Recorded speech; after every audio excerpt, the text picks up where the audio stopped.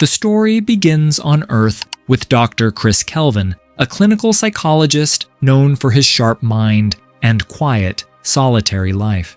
One day, two representatives from a space agency visit him with a strange request and a disturbing video message. The recording is from Dr. Gabarian, a scientist currently stationed on a space station orbiting a distant planet called Solaris. This planet emits a powerful, unexplained energy source which scientists hope to harness. But things aren't going as planned. In the video, Gabarian appears deeply troubled. He speaks in vague, nervous phrases, saying, "Something strange is happening here. It's not just me. The entire crew feels it. We can't leave. Chris, I need you. You're the only one who can understand this." Kelvin is confused and concerned. He asks the officials why they haven't sent a rescue team. They explain they did, but the team disappeared. Communication with the crew has broken down. Some have stopped following orders. Sending more people could be dangerous. They believe Kelvin is the only one who might reach the crew, especially since Gabarian had once been his patient and friend. Reluctantly, Kelvin agrees. After undergoing months of training, he boards the spacecraft Athena and begins his journey to Solaris. The film never reveals the exact year or the distance, keeping the tone more emotional than technical. Upon arrival at the station, Kelvin finds it abandoned and bloodstained. There's no one to greet him. As he explores further, he discovers dead bodies stored in the cold room. One of them is Gabarian himself, the very man who begged him to come. The discovery hits Kelvin hard. As he leaves the cold room, the camera subtly shows a bloodstain on the ceiling, a small but haunting clue that will gain meaning later. Soon, Kelvin meets Dr. Snow, one of the only surviving crew members. But Snow behaves oddly. He remembers Kelvin, but struggles to recall his name. When asked about the crew, Snow quietly explains, "Most of them are dead or missing." Kelvin, alarmed, asks what he means by missing. Snow avoids specifics, but calmly adds, "Gabarian took his own life. Whatever happened here, it's far beyond a failed science mission, and Kelvin is about to uncover something no human was ever meant to face." After Snow confirms that Dr. Gabarian took his own life, Kelvin asks if his body was ever recovered. Snow says yes, but gives no real emotion or clarity. His vague responses make it hard to tell what's truth and what's being avoided. Soon after, Kelvin meets Dr. Gordon, another surviving crew member. She's locked herself in her room, visibly disturbed. Through the door, Kelvin questions her about the fate of the crew and Gabarian. Gordon answers with the same grim truth. Most are dead. Some disappeared. Gabarian ended his life. Though Snow didn't tell you that, did he? Kelvin explains he's here to shut down the mission and bring everyone back to Earth. But Gordon replies, "You won't understand what's happening here, not yet. But you will. And then, maybe, you won't want to leave." She says no more and isolates herself again. As Kelvin explores the station, he sees a young boy in the hallway, completely out of place in a crew of scientists. Shocked, Kelvin follows him, but the boy vanishes. He asks Snow about it, and Snow calmly explains. That was Gordon's son. Kelvin is baffled. How could her son be here? But Snow confirms it. The people appearing on this station aren't hallucinations. They're real, visible to everyone. This leads to a chilling realization. Solaris is creating physical manifestations of human memories. Later, Kelvin speaks with Gordon and Snow again. Gordon admits she's been trying to stop this phenomenon, but can't. Snow warns Kelvin that escape may no longer be possible. If you plan to sleep, lock your door. Kelvin realizes he can't force anyone to leave. He decides to stay longer, hoping to reason with them. That night, he dreams, and we begin to see his past. Years ago, Kelvin met Rhea on a train. They fell in love and eventually married. For a while, life was good, but slowly, cracks appeared. Rhea wanted children. Kelvin didn't. The emotional divide widened. When she became pregnant, Kelvin walked out. A few days later, Rhea passed away under tragic circumstances. Now this pain lives deep inside him and aboard Solaris. That pain is about to come alive. One night, while asleep on the station, Kelvin dreams of Rhea, but when he wakes up, she's standing beside him, real and alive. Shocked, he backs away in panic. Anyone else might have dismissed it as a hallucination, but Kelvin, a trained psychologist, knows what his mind can and can't do. Rhea isn't a vision. She's tangible, breathing, and completely real. Confused and afraid, Kelvin starts asking her questions, trying to test her reality. Strangely, she remembers everything: their life, their conflicts, their past together. Every answer matches the truth. This isn't just a dream. She is a replica, a physical recreation of his wife, formed not from flesh and blood in the usual sense, but from memory. Where she came from remains a mystery. For now. Overwhelmed, Kelvin places her inside a pod and ejects her into space. Rhea is scared, but Kelvin feels he has no choice. In his view, the laws of nature don't allow the dead to return. Whatever she is, she doesn't belong here. When he shares what happened with Snow, Snow isn't surprised. He calmly admits he's been seeing his dead brother aboard the station. That's when the full picture starts to form. Solaris isn't just reacting, it's creating. This planet, or the energy within it, can extract people from memories, pulling them into physical form. It doesn't matter if they're alive or not. The planet mirrors the deepest parts of the human mind, especially emotion. This leads to a powerful question. What if the universe holds secrets beyond anything we can comprehend? What if memory, thought, and grief are enough to shape reality itself? Kelvin reflects on how small humanity really is in the scale of the cosmos. Our understanding of life is limited by what we've experienced. But Solaris challenges that. It shows that in the face of this vast universe, our thoughts may be the only thing that truly matter. On this station, each crew member sees a piece of their own past. Gabarian saw his son. Snow saw his brother. Gordon saw someone she lost. And Kelvin saw Rhea.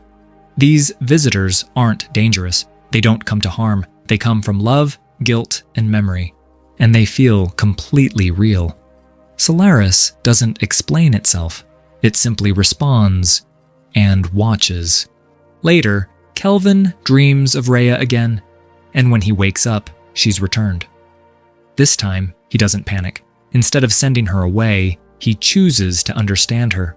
Over time, he begins to realize that while this may not be the real Rhea, she's also not a threat. She feels, thinks, and cares. She's something in between, not fully human, but not a ghost either. Unlike Kelvin, most of the crew had been traumatized by their own visitors. Some went mad. Others tried to destroy what appeared. But no matter how many times they removed them, the memories returned. And so did the visitors. As Dr. Gordon once said, even if you get rid of them, the moment they exist in your mind again, they'll come back. Because who wouldn't want their lost loved one to return? This time, Kelvin accepts Rhea for what she is. He calmly explains to her, "You're not in our home. We're on a space station, and you're here because of me." Slowly, Rhea starts to question herself. She tells Kelvin that she feels everything, emotions, memories, even pain. But somehow, her mind can't fully believe she lived those moments. It's as if she was given memories, but not the life that made them. Even Rhea senses that something is missing, that she might be a creation, not a person. Later, Kelvin, Gordon, and Snow discuss this phenomenon openly. By now, they all understand the same truth. Solaris, or the force within it, is recreating these people using their thoughts and memories. But Gordon's view is more cautious and cold. She believes Solaris isn't just responding, it's manipulating. She says, "Whatever this is, it knows what makes us weak. It uses our memories to control us. Maybe it has a goal. Maybe it is the planet." To her, these visitors aren't gifts. They're traps. Snow presents a theory. If they use Higgs boson particles, they might be able to break down the strange energy Solaris is creating, the same energy used to form these human-like visitors. Kelvin begins to wonder. Maybe they shouldn't destroy it. Maybe they should bring it back to Earth, including Rhea. But Gordon is horrified by the idea. She warns him, "Are you out of your mind? What if this thing follows us? What if it starts recreating everyone we've ever lost on a massive scale? You don't know what you're dealing with." To Gordon, Solaris is a living entity, or at least something with intent, and that intent might not be friendly. She believes it's manipulating them through their emotions.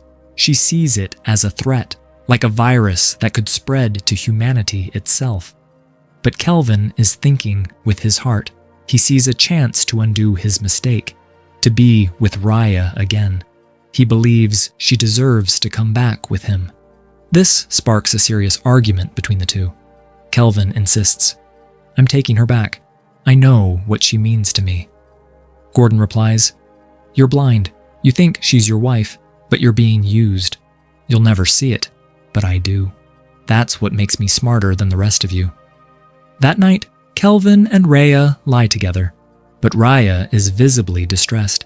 She senses something is wrong, something incomplete inside her. By morning, Kelvin wakes to find Rhea gone. He rushes to the lab and finds her unconscious. She had tried to end her own existence using a chemical compound. Distraught, Kelvin brings her back to his room. Snow and Gordon arrive soon after. This is the painful truth of Solaris. These replicas, though made from memory, begin to behave like real people. They feel, learn, evolve. Rhea, too, is following the same path she once lived. Kelvin's memories of what happened before have shaped her, and now she's repeating it. But Gordon points out something disturbing. Rhea can't die. Moments later, her body begins to heal itself. No matter what they do, she always comes back. Snow and Gordon both admit they've tried to eliminate their own visitors, and each time they returned. Rhea, too, awakens, with full memory of what just happened. Tears run down her face. She finally understands what she is.